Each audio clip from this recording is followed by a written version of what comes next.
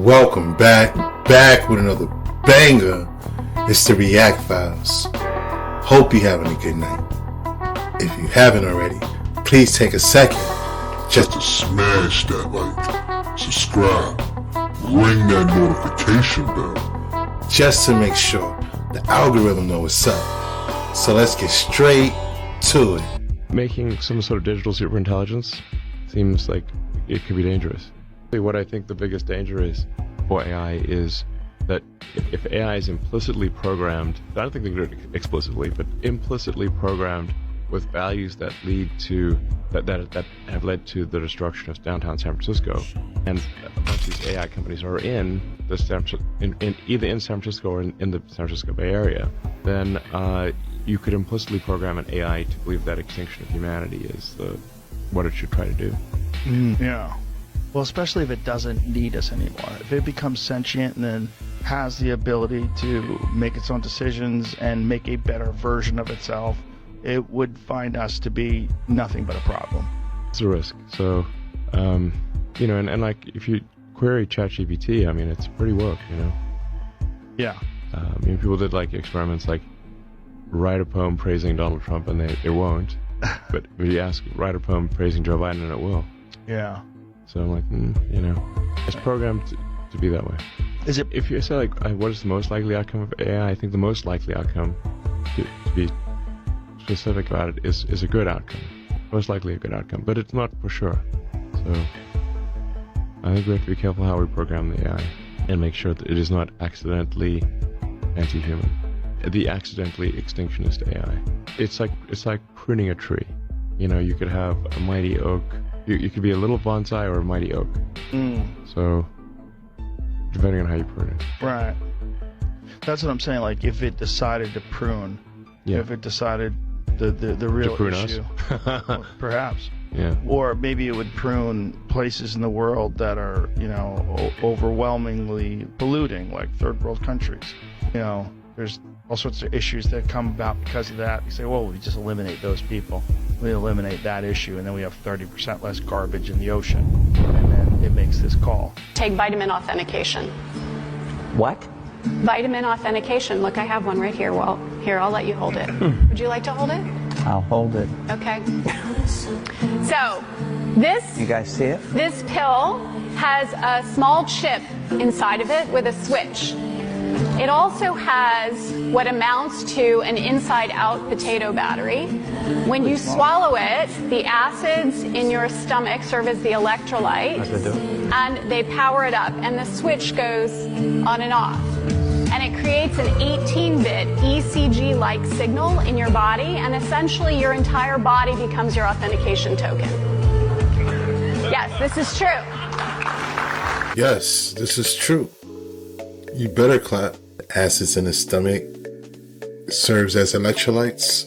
When acid becomes a positive thing, you only can imagine what's the negative. So now that TikTok is officially going to be banned, will you be able to use a VPN to access it once it is banned? The answer to that is both yes and no. So there's several different problems with this. Once the ban actually goes into effect, you will not be able to update TikTok, at least not in the US. So you'll be able to access it for a little while with a VPN, but eventually the version of TikTok that you're on will become outdated, and at that point you won't even be able to access it with a VPN. But there's also a few other problems. You see, last year when they were trying to ban TikTok, they came up with a bill called the Restrict Act to ban it. And as part of this bill, anyone who accessed TikTok through a VPN in America could face 20 years in jail. Now, the Restrict Act was shot down, and it is not the version that just passed. But the fact that they put that in the bill kind of shows the government does not want people accessing TikTok through VPNs. So I imagine if enough people start using VPNs to access TikTok, the government is going to come up with some new legislation to either criminalize it or put a stop to it. And then even with a VPN, you won't be able to access TikTok. There's also the problem of a lot of people using VPNs at once. It's going to affect the speed, and you're probably going to lag when using TikTok. So in short, you will be able to access TikTok through VPNs once it's banned, but VPNs are not a forever fix for the TikTok ban. And no matter what ends up happening, you're eventually not going to be able to access TikTok through a VPN in America.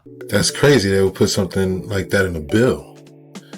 20 years ain't worth it for no TikTok. How would you describe Raytheon? I would say that Raytheon is a military-industrial contractor that normally is making weapons and targeting systems for the military. Why are you blowing the whistle now? Whistle because I'm obliged to. Roger that. Raytheon Technologies Corporation. Raytheon is an aerospace company that provides advanced systems and services for commercial, military, and government customers worldwide. Probed for corruption in government contracting since 1980s. What are you blowing the whistle on? That there are technologies at the South Pole Station that people can't even consider that exist on this planet. Like what? Directed energy weapon systems is something that people need to get into their vocabulary fast. Also has the capacity to transmit. There are embedded in the ice what are called digital optical modules, DOMs. They're about the size of a basketball. The array embedded in the ice is 1 kilometer by 1 kilometer by 1 kilometer. It is the world's largest telescope.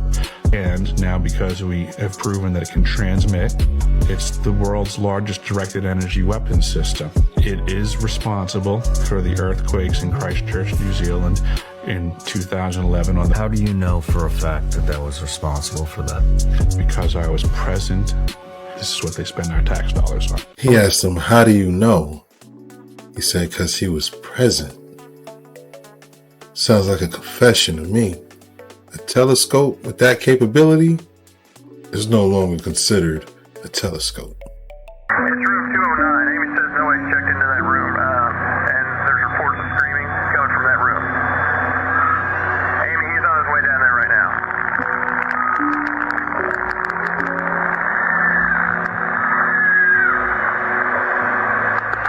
What's going on, John?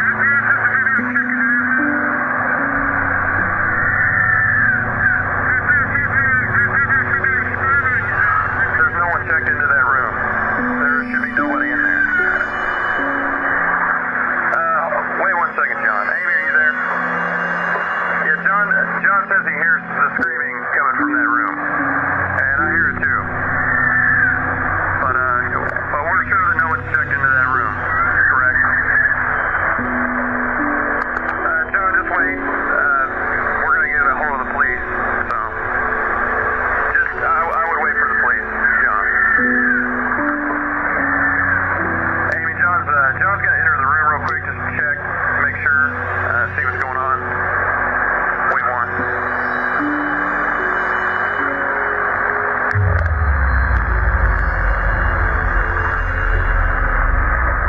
John? John, are you there? Okay, Amy, John wants you to call the police right now if you don't mind. He says no one's in there, but that all of the furniture's been turned upside down and the hold on. He says the carpet's been ripped up and that the shower is on, but nobody's in there. Man, that's scary. Room 209 is definitely haunted. You seen that ghost tiptoe up out that room, that light start to blink. That guy got some guts to go in there all alone.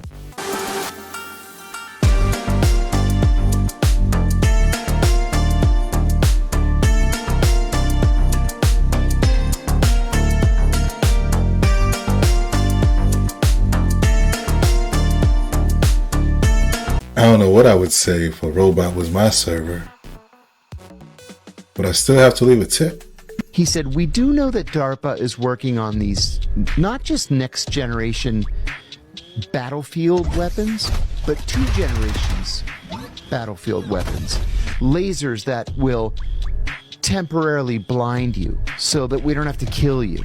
Crowd control. Crowd control is a perfect example. He said the CIA doesn't give a shit about you. They're not using you as an experiment. They're not beaming waves at your head to see what happens. If they were going to do that, and I don't think that they are, because that wouldn't be the CIA, it would be DARPA and NSA. But it wouldn't be the CIA. Yeah, they might use it once it's finally developed as a weapon. But in terms of experimentation, that's got DARPA written all over it. And NSA? And NSA. By NSA? Because NSA is the one that deals in the signaling all the time. Like, for example, NSA, the Pentagon in general, and NSA are the ones that control all those satellites. So if we did have the technology to use satellites to beam these waves at people, NSA would at least know about it.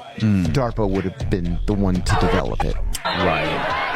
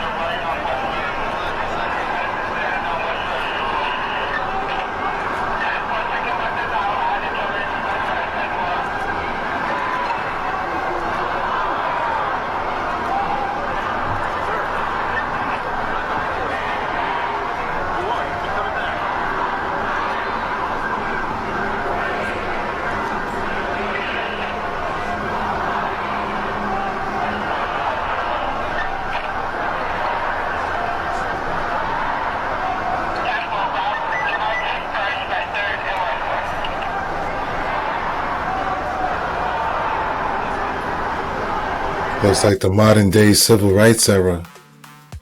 You know, whether which side the person in that altercation is on, the bravery needed, right? Whether you're a cop or a protester, that's a lot of people. Can't believe it. In New York, NYU campus, it's a lot of people in a tight space. Fortunately, nobody got hurt.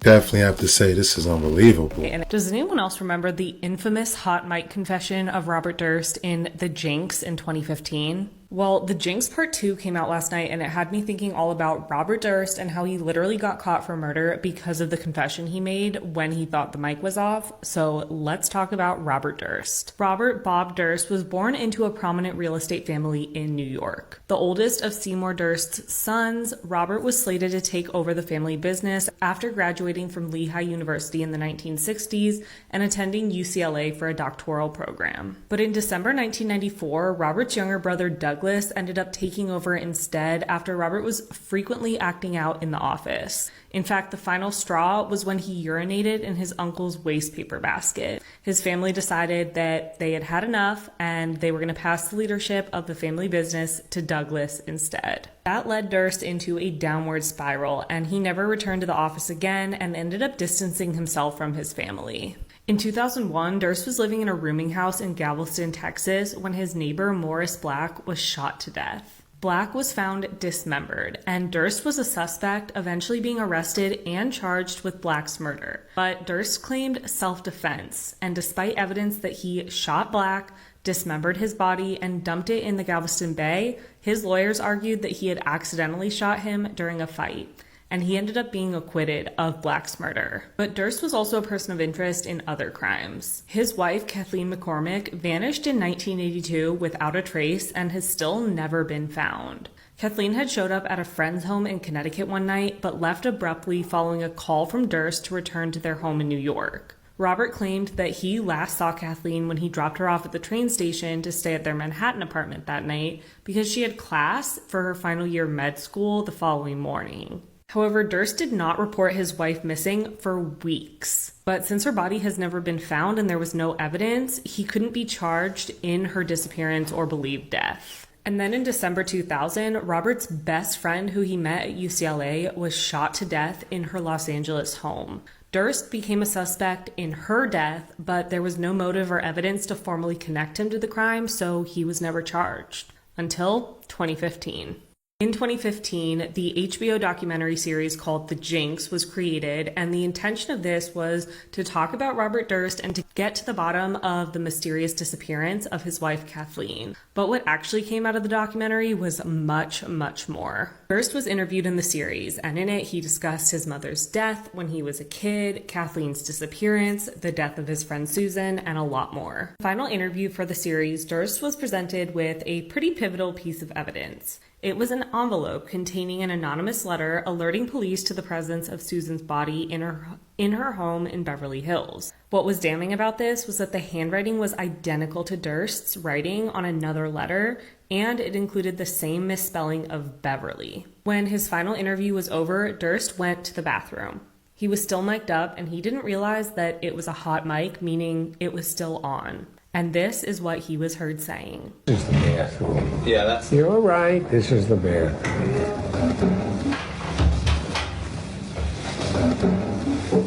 There it is. You're caught. You're right, of course. But you can't imagine the rest of it. I don't know what's in the house. Oh, I want this. Disaster. He was right. I was wrong. And me. Listen. I'm having difficulty with the questions. What the hell did I do? Kill them all. Of course.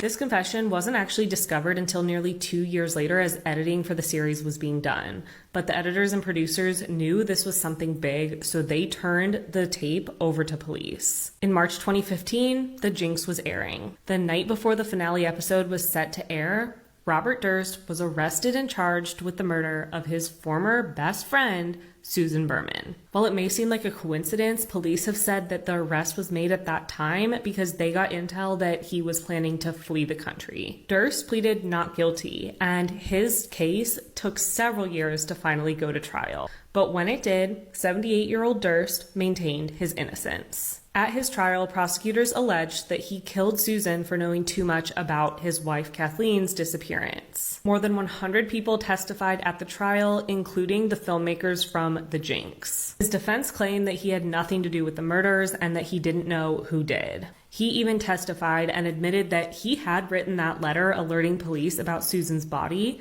but he claimed that he lied about it because he thought it would make him a suspect. He said that he was rattled by the letter when he was shown it in the interview, and being caught in a lie when he went into the bathroom, he had said, "They'll think I killed them all," and that what he said was not a confession. But on September 17th, 2021, the jury sided with the prosecution when they convicted Robert Durst of the murder of Susan Berman. Durst was sentenced to life in prison and was subsequently charged with the believed murder of Kathleen McCormick. But before he could face that charge, 78-year-old Durst died in jail in January 2022. But now, more about Durst and his conviction and crimes is coming out in The Jinx Part 2. According to Rolling Stone, Part 2 will pick up where Part 1 left off, covering the fallout from his confession and his trial. It'll also include prison phone calls with Durst and interviews with new witnesses. I have yet to watch it, but I'm very intrigued of what will come out from this, especially because Kathleen's family has said they are not done fighting for justice for her, as they believe there are people who helped Durst cover up his crime for so many years, and they want those people to face justice.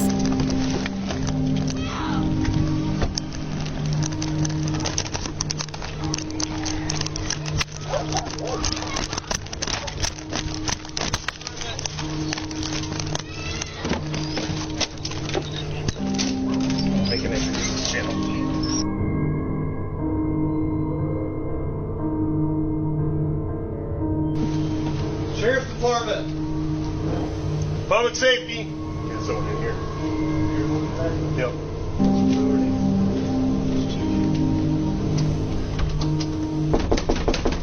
Buddha.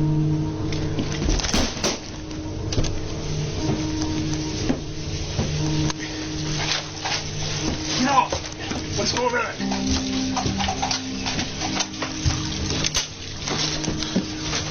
Stabbed it in the throat. Dispatch 2706. I got a child with a stab wound in the chest. I need medical priority 1. I'm clear, stab wound to the chest. Wake up, baby.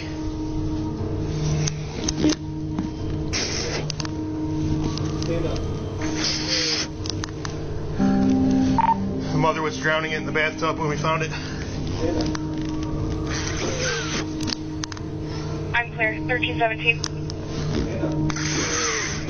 Send whoever we got. 80, 5418. Start that way. If you get DV on the line as well, if you can't, please. Okay. What the hell?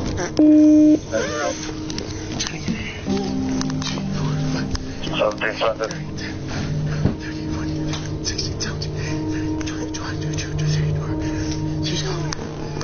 Breathe.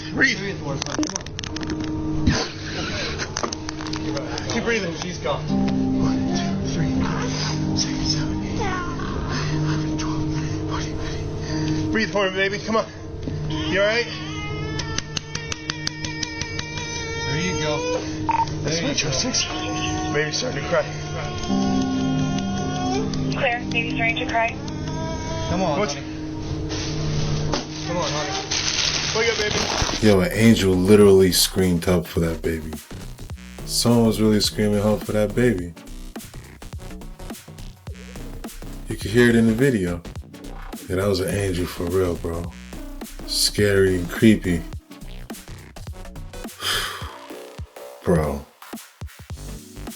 Luckily, that mother's off the streets for life.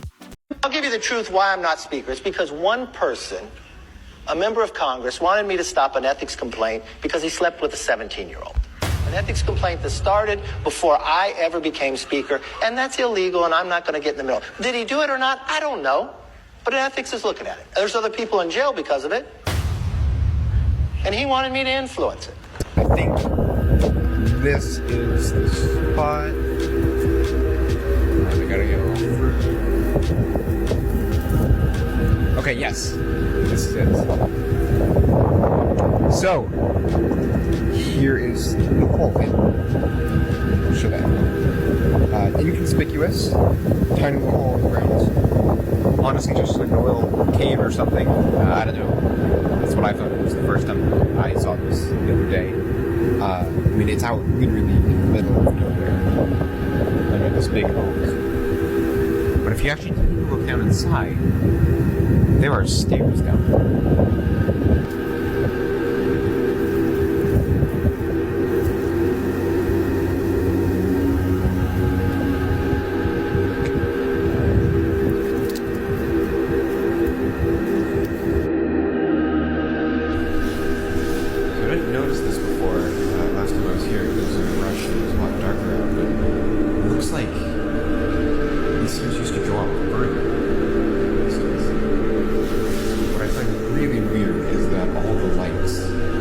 These lights are on.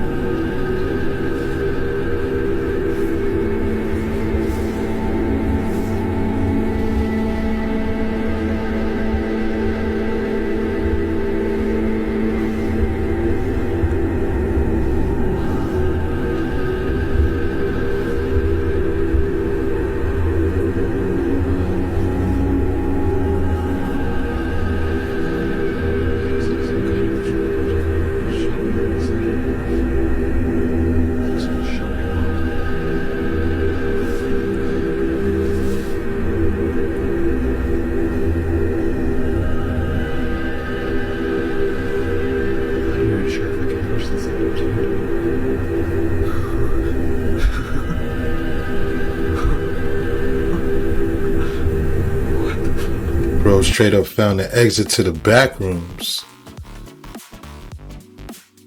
Took him long enough to realize he wasn't supposed to be there. You asked for it. Agartha, also known as Agartha or Agarthi, is a legendary subterranean city or kingdom that is said to be located beneath the surface of the earth. According to some believers, it is a hidden realm inhabited by a highly advanced civilization, often described as a utopian society of spiritually and technologically advanced beings. The concept of Agartha has its roots in Hindu and Buddhist mythology, and has been linked to the belief in Shambhala, a mystical city in the Himalayas. Some modern proponents of Agartha claim that it is a real place, accessible through secret entrances located in various parts of the world. One of the most famous claims of discovering an entrance to Agartha was made by American explorer Admiral Richard E. Byrd. According to the story, Byrd claimed to have flown over the North Pole in 1947 and discovered an entrance to a subterranean world. He allegedly described the world he saw as a place of lush vegetation, large lakes, and a temperate climate. Admiral Richard E. Byrd was a highly decorated American naval officer and polar explorer who is best known for his expeditions to Antarctica in the 1920s and 1930s. Byrd was the first person to fly over the South Pole and made numerous other pioneering expeditions to the polar regions during his career. In 1947, Byrd made a controversial expedition known as Operation High Jump to Antarctica, where he allegedly discovered an entrance to Agartha. According to some accounts, during the expedition, Byrd and his crew allegedly discovered an entrance to a subterranean world within the Earth that was inhabited by a highly advanced civilization. According to proponents of the Hollow Earth theory, the interior of the Earth is populated by a variety of beings, including advanced civilizations, giants, and even aliens. Some versions of the theory suggest that the interior of the Earth is lit by a small sun or other light sources, while others suggest that the interior is a completely self-contained ecosystem. One of the claims made by some proponents of the Hollow Earth theory is that anomalous magnetic readings near the Earth's poles are evidence of the existence of a hollow interior. These magnetic anomalies have been known for many years and were first observed during the early exploration of the Arctic region in the 19th century. The magnetic anomalies near the poles refer to areas where the magnetic field is weaker or stronger than expected. Proponents of the Hollow Earth theory claim that these anomalies indicate the presence of openings or polar holes that lead to the interior of the Earth.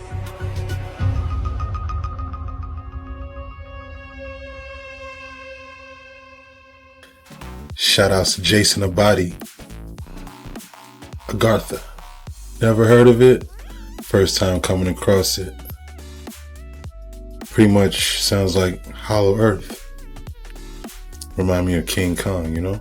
Gene ain't been pup bodyguard 25, 26 years. Gene said some wild shit. I think I seen something a week ago. It was like, Diddy gave Biggie $200,000 for his publishing. Biggie was writing for all these people and wasn't claiming it. Writing a whole record, a whole song, right? And Diddy was like, fuck it, you ain't gonna claim it. Fuck it, all y'all could die, right? I'm gonna get my money one way or another. Brother, why would he want to kill Biggie when, if he did do a pub deal, his revenue and his money comes from Biggie putting out continuous music? I don't think he realizes if it was happening on your watch and you seen it, nigga, you just as guilty as Puff.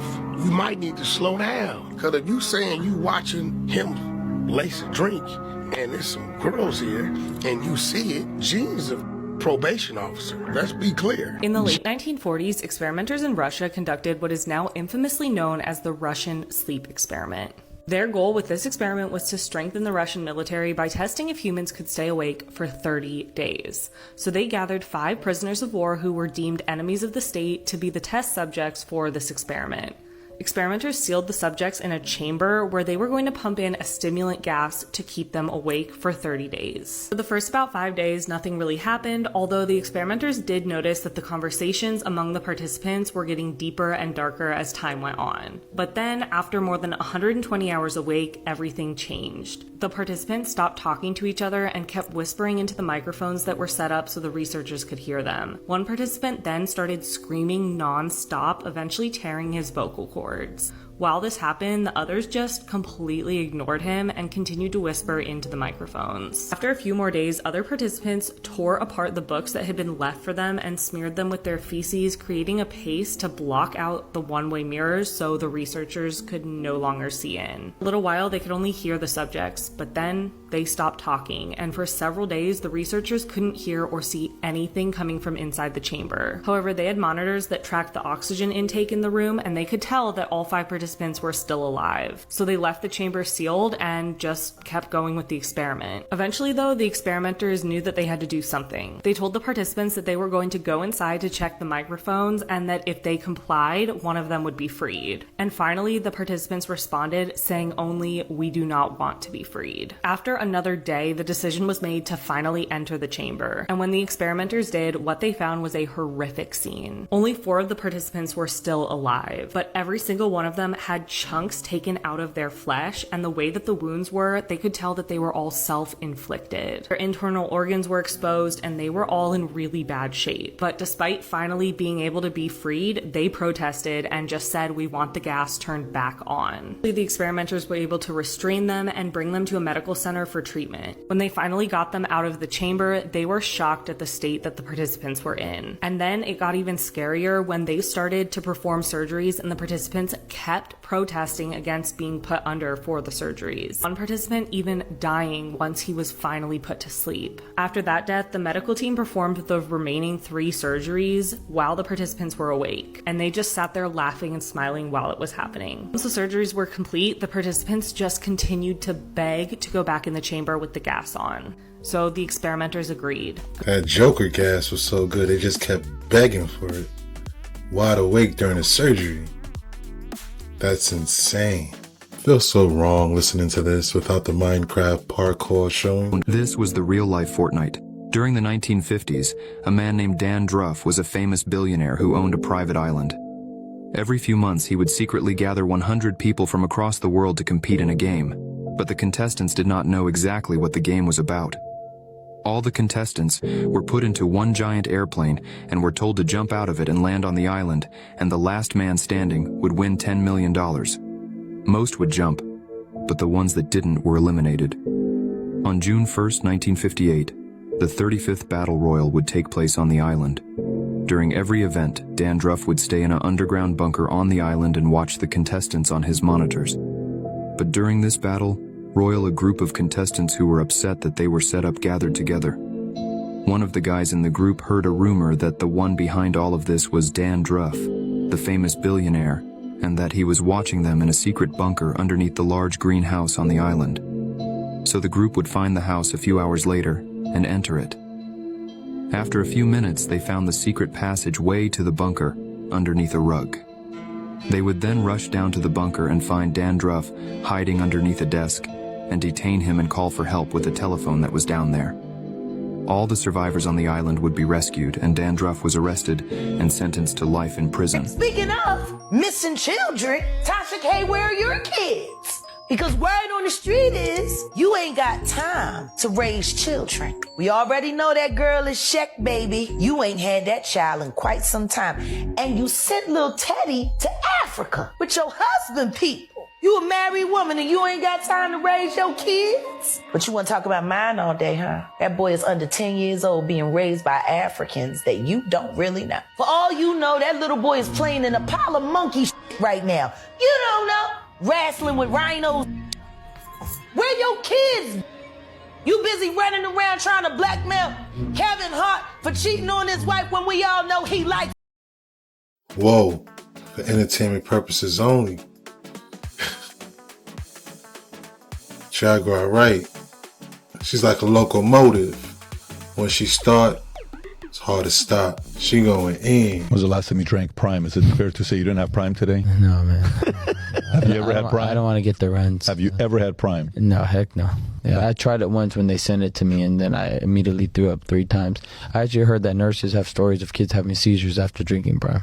And that's a known fact. There's a class action lawsuit, allegedly. And they say they're a healthy drink. That's not good, brother. I will destroy Prime, little by little. Allegedly. Allegedly. Allegedly. That's the best word. Yeah. I love it. Shout out to Valuetainment Media. the PBD podcast.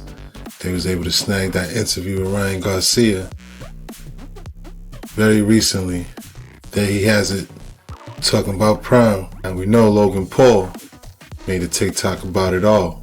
I wonder if Logan's gonna make Ryan apologize as well.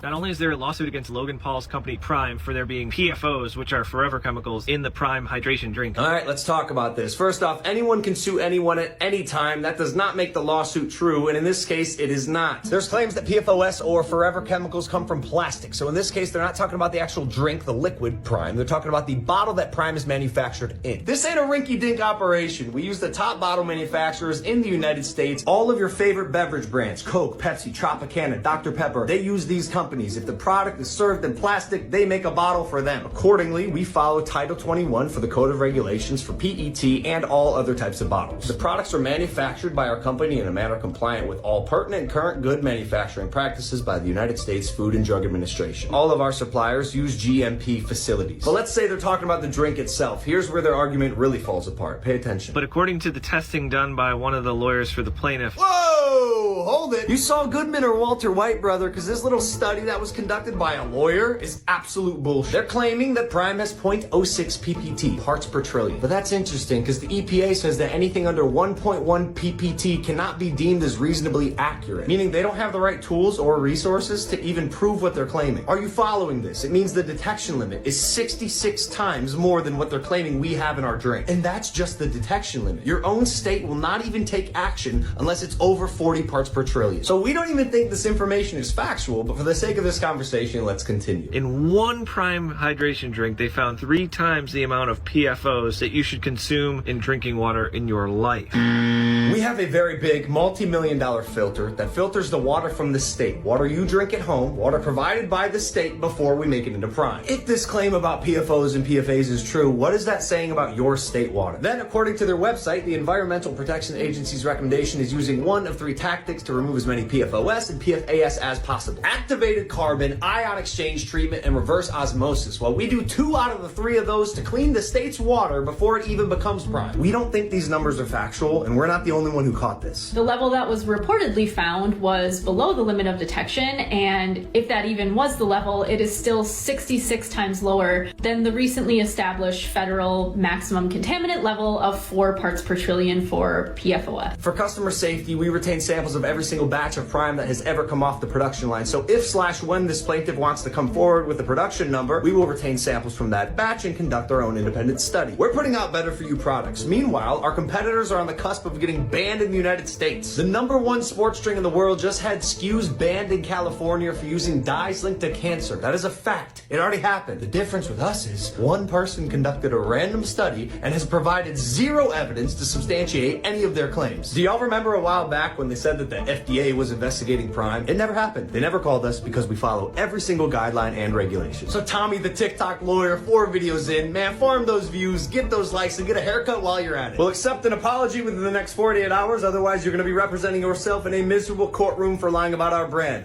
Oh man, it's going down. Shout out to Logan Paul doing his TikTok thing, defending his company. I didn't know that Gatorade was on the border of being sued like that, using chemicals that's linked to cancer. That was on the news. Bruh said, nah. On my second day of school, I learned something that would change the course of my life forever. I don't talk about this often. I was raised by a single mother in Harlem. My dad, Mr. Melvin Combs, died when I was 3 years old. My mother always told me that he died in a car accident. But something about that, it just didn't feel right. Something was in my soul that was telling me otherwise. So as soon as I got here, I went to the library and I did some research.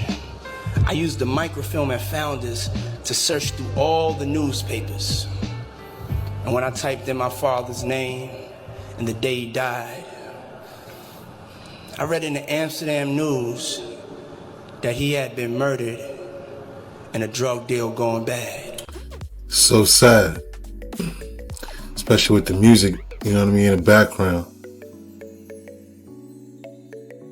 Him expressing the dark side of the Combs family. I wonder what made him open up like that in front of so many people. But you can see it in his face. The pain. Understand that, you know, Jesus is coming back, and I have predicted that there will be earthquake June 6th.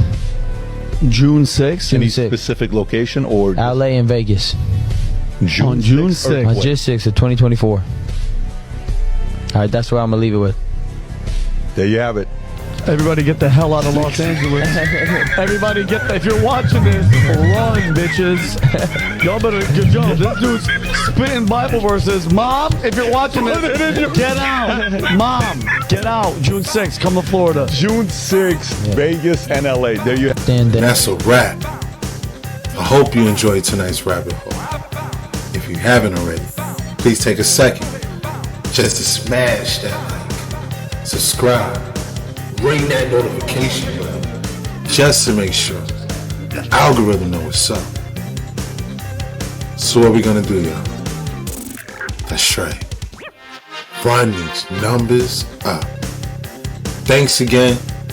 Until next time.